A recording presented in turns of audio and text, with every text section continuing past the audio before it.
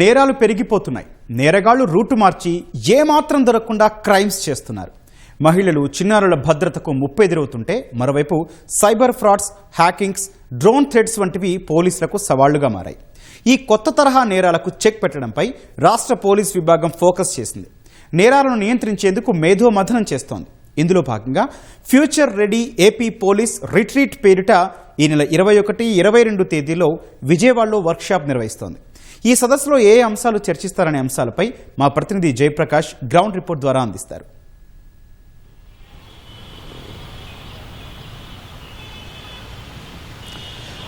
Gautam, AP పోలీసులు నూతన విధానానికి శ్రీకారం చుట్టారు. మొట్టమొదటిసారిగా రాష్ట్రంలో ఉన్నటువంటి ఐపీఎస్ అధికారులంతా ఒకే వేదిక పైన కూర్చొని నూతన తరహా నేరాలు అధ్యయనం, అదేవిధంగా వాటి నియంత్రణకు ఎటువంటి చర్యలు చేపట్టాలి అనే విషయం పైన మేధోమంథనం చేస్తూ ఉన్నారు.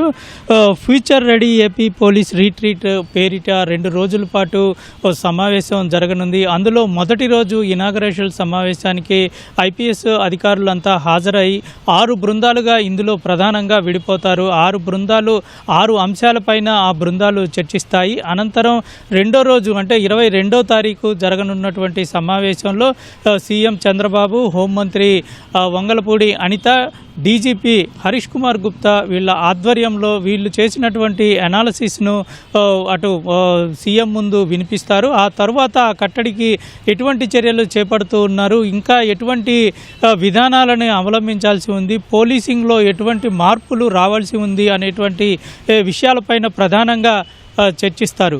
ఒకసారి మొత్తం 6 అంశాలు చూసుకున్నట్లయితే సైబర్ టెక్నాలజీ సంబంధిత నేరాలు మొదటి అంశంగా చూసుకోవచ్చు. ఇందులో ప్రస్తుతం పోలీసులకి అత్యంత సవాలుగా మారుతున్నటువంటి ఈ సైబర్ నేరాలు, సైబర్ దోపిడీలు, వాటిని ఏ విధంగా అరికట్టాలి అని నిపుణులతోటి ఇప్పటికే చాలా సలహాలు, సూచనలు తీసుకొని అధునాతన టెక్నాలజీని తీసుకువచ్చే ప్రయత్నంలో ఉన్నారు. దానికోసం సైబర్ గార్డ్ పేరిట ఒక భవనంలో ప్రత్యేకంగా ఈ సైబర్ వాటికి నియమిస్తూ ఉన్నారు. ఒక ప్రత్యేకమైనటువంటి టాస్క్ ఫోర్స్ కూడా ఏర్పాటు చేయాలని ఇటీవల సీఎం చంద్రబాబు ఆదేశాలు జారీ చేసింది అందరికీ తెలిసిందే.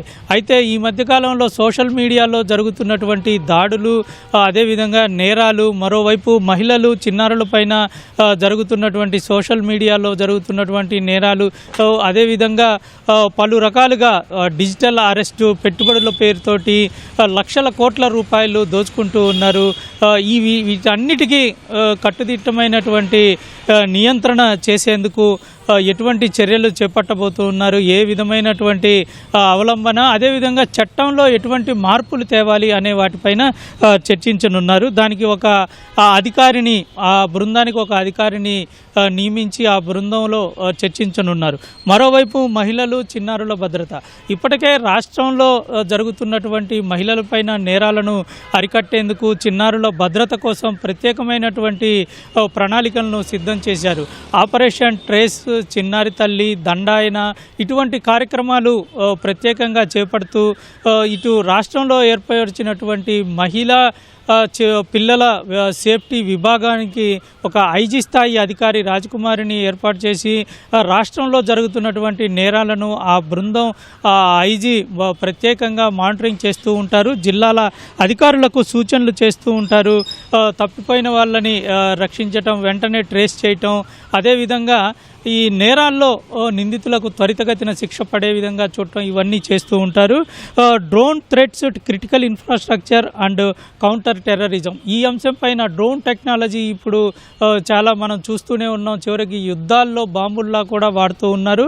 అదేవిధంగా స్పై కెమెరా, స్పై డ్రోన్లు కూడా ఇప్పుడు వచ్చేసాయి. వాటిని ఏ విధంగా వినియోగించాలి, ఎలా చేయాలి, కౌంటర్ టెర్రరిజాన్ని తగ్గించేందుకు ఎటువంటి టెక్నాలజీని ఉపయోగించాలి, టెర్రరిజాన్ని ఏ విధంగా అణచాలి, ఇటువంటివన్నిటినీ ఇటు చూస్తూ ఉన్నాము.